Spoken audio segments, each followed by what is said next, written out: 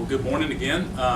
Good to see everyone here. My name is David Walls. I'm the Director of Operations with Texas Values and Texas Values Action. And let me just kind of plug what Michael was just talking about.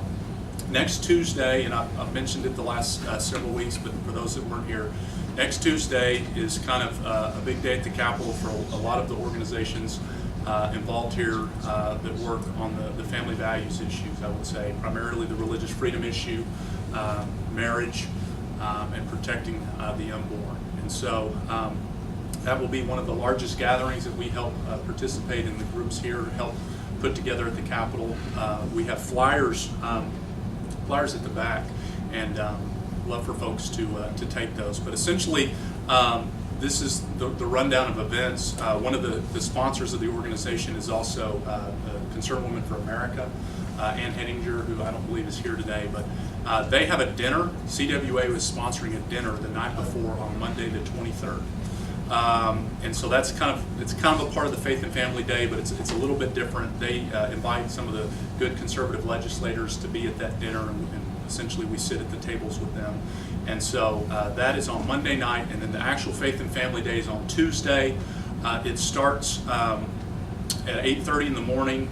Registration. We have what we're calling a briefing session in the Capitol Auditorium. And it'll essentially be opportunities for all the organizations involved in the day to kind of talk about their top legislative priority in a little bit more detail.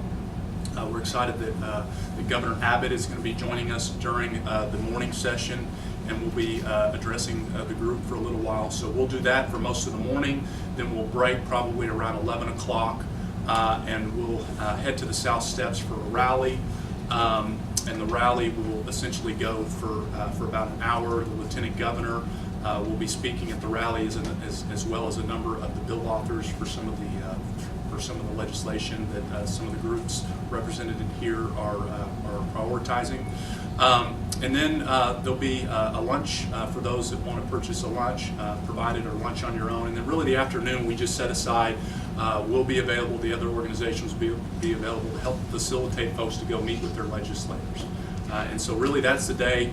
It's going to be a great day, so we hope that y'all participate, y'all share the word with your groups back home. Invite everyone to attend. There's a website set up, texasfaithandfamily.com. That has all the details. You can go on there. You can register and purchase a ticket to the dinner if you want to. You can let us know you're coming to the Faith and Family Day. Just in general, there's no cost. Just register. Let us know you're coming. And then if you want a lunch provided, an easy lunch just to pick up in the Capitol right after the rally, you can purchase a lunch, and we'll have that available for you to pick up. If not, lunch will be on your own. Cash? Actually, you can and actually today may be the last day. You can go register online on the Faith and Family website and purchase a lunch, and then it'll give you a ticket or something. You'll be able to turn that in for lunch on that day. But again, you're free to do your own lunch as well if that works best for you. So that's the Faith and Family Day. Very excited about it. We're also very excited that our legislative guide is almost ready. I have failed to introduce, like every single time I've been here, Nicole Hudgens, who's new on our staff back here, is our state outreach coordinator. She just came on right as the session was beginning. She's worked with the Family Research Council and the Heritage Foundation, was working for a congressman from Louisiana before moving down to Austin here just recently. So we're excited to have her. She has been very hard at work putting this booklet together, and we should be printing them in the next few days, and Lord willing, we should have copies at the Faith and Family Day, and of course we'll have them available afterwards. But this is a one-stop shop on all the contact information, committees, a lot of the information that we talk about here. There's a list of kind of the important dates throughout the legislative session. So encourage folks to come get a copy at the Faith and Family Day. Finally, just a quick update on a couple of. And I've mentioned these the last two weeks as well. One of the bills that we have been educating folks about, we've sent an action alert about, is HB 623, which is the Texas, known as the Texas Preservation of Sovereignty and Marriage Act, which effectively would help prevent rogue marriage license from being issued in the state of Texas that are in direct violation of our state constitution. As you have probably seen, this issue is becoming pretty heated with what's been going on in Alabama, where you have essentially one federal judge who's trying to dictate to the whole state that they need to start issuing marriage license, and they have a very strong Supreme Court justice of the state Supreme Court in Alabama who said, no, you need to follow Alabama state constitution until the Supreme Court deals with this issue. And as of course, hopefully most folks know, the Supreme Court is taking up the marriage issue, and I believe oral arguments will probably be in April, and probably a decision by June. So, but this is something that we can do to help protect. We have there's been a number of co-sponsors, co-authors that have come on the bill. Last time I counted, there was at least, it had gone up to 35. We continue to encourage folks to contact their representative, see if they've signed on in support, and if not, to encourage them to do so. What committee has it? I was actually trying to check that right before here, and I didn't look. I will look and check and see if I can get that answer. But I'll cut my time there. I think I've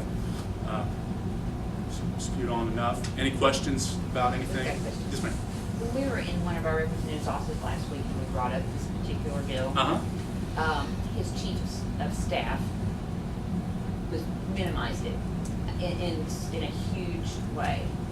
In other words, why do we need this? There are laws out there. I mean, the law is the law. Why do we need a bill like this?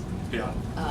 Well, and part of the reason I would say in response to that is because there are laws, but they don't really have teeth in this area. Okay. And so we've already seen just a few weeks ago some coming very close, where some clerks were essentially threatening to start issuing marriage license. So this bill also gives some teeth. It would allow some defunding to take place. Right. So it essentially would allow funding to be cut. And so, If they we'll don't see if have they want it, to. this doesn't pass, then I guess she's acting as if, if they can issue a license if they want to, but it's invalid. It's not a valid. Right. She was, Yeah. did not Yeah. agree with I mean, us. I would just say it gives some very clear and strong teeth Okay, stronger in this teeth. area of law, Okay. which we currently don't have. And from our standpoint, we don't want a situation where chaos starts reigning on this issue like we've seen in other states, where Right. you've got some places issuing them, some places not, and then inevitably they will, once they start issuing them, they will use that later along down the line to come after us and say, well, marriage licenses have already been issued, so now you're trying to revoke them. That's Yeah. discrimination. So it better to get out in front of this Be to the extent that proactive. we can. I mean, we're Okay. already playing defense so much on this issue because the courts have been out of control. But, sir. Right. Hypothetical question. A clerk starts to issue some of these documents, and that county sheriff, who is a constitutional sheriff, comes along and arrests that clerk for issuing fraudulent government documents. I don't know if I can answer that hypothetical. I can ask someone who's a little bit more well-versed with me and get back to you. Yeah. Anyone else? It shows it's filed, but it hadn't been referred to. a committee Okay, yet. I didn't think that it had, but, thank you. All right. Thank you very much.